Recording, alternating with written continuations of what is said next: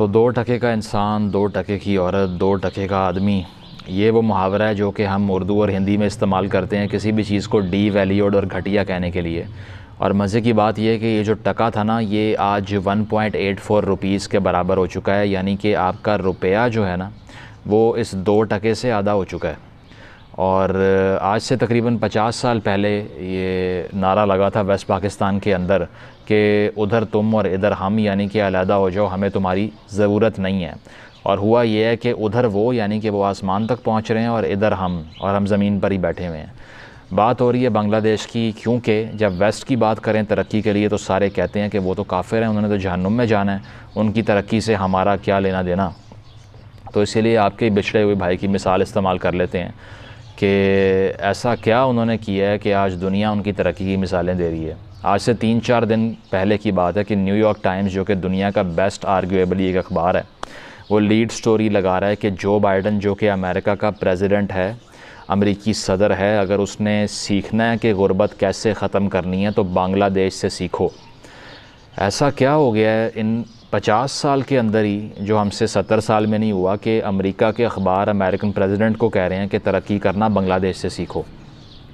और यही देखने के लिए आज ज़रा बात कर लेते हैं। तो बात यह है कि जब बांग्लादेश बनता है तो हेनरी किसिंजर, जो कि वज़ीर ख़ारजा यानी कि फ़ॉरेन मिनिस्टर था, फ़ॉरेन सेक्रेटरी था अमेरिका का, उसने कहा था कि ये तो बास्केट केस है, शदीद गुर्बत होगी यहाँ पर और इनको लोन ले लेके चलना पड़ेगा। और फिर 1990s में वहाँ पर साइक्लोन्स आते हैं, लाखों लोग मर जाते हैं और दुनिया कहती है कि यहाँ फैमिन्स आया करेंगे, इनका तो कोई मुकद्दर ही नहीं है। लेकिन 1990s के बाद एक ऐसी स्पीड पकड़ती है उनकी इकॉनमी कि 2006 में पाकिस्तान को सरपास करना शुरू करती है और आज वो दुनिया की फ़ास्टेस्ट ग्रोइंग इकॉनमीज़ में से एक बन चुकी है।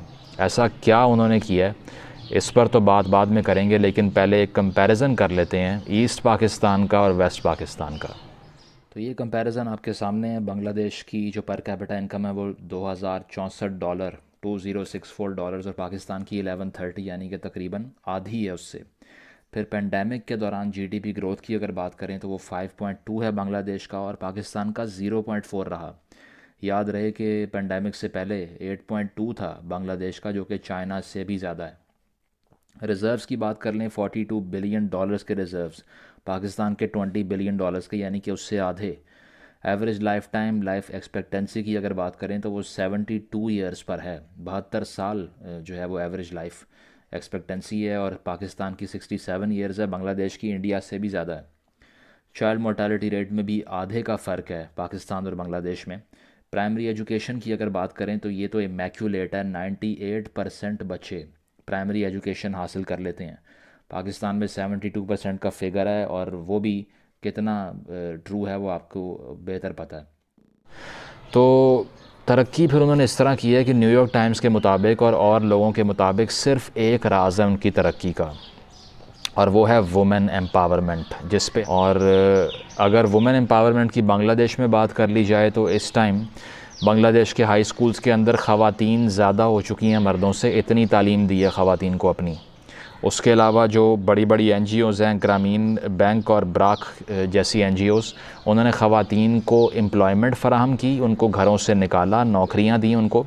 जबकि हमारे यहाँ हमने तमाम NGOज़ पे बैन लगा दिया, नेशनल सिक्योरिटी का ठप्पा लगा के, और कहा ये कि ये जो NGOज़ बाहर से आती हैं इनका यहूदी एजेंडा होता है, तो चूँकि कल्चर डिस्ट्रॉय कर रहे हैं। कल्चर हमारा क्या है कि ख़ातून भेड़ बकरी है, बच्चे पैदा करने की मशीन है, इसके अलावा उसका कोई रोल नहीं है। किचन में जाए, रोटी बनाए, बस बात ख़त्म।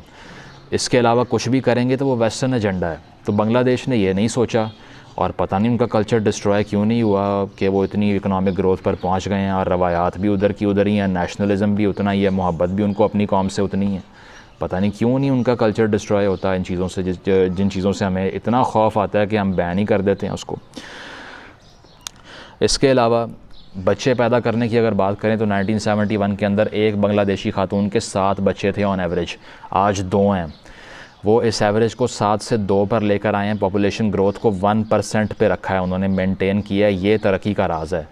ये क्यों हो रहा है कि ख़वातीन बच्चे पैदा नहीं कर रही? क्योंकि वो काम कर रही हैं भाई, क्योंकि वो एक गोल परसू कर रही हैं, वो सिर्फ बच्चे पैदा करने की मशीनें नहीं हैं इसलिए। जबकि हमारे यहाँ पे आप ख़ुद पूछ लें कितनी ख़वातीन ऐसी हैं जिनका कोई लाइफ में गोल है शादी करने के अलावा या बच्चे पैदा करने के अलावा, क्योंकि उन ख़वातीन का कसूर नहीं है, आपने दिया ही उनको ये है। आपने इतना कंडीशन किया उनके ब्रेन को कि वो स्टॉकहोम सिंड्रोम का शिकार हो चुकी हैं और वो डिज़ायरस हो गई हैं इसी कल्चर में रहने की।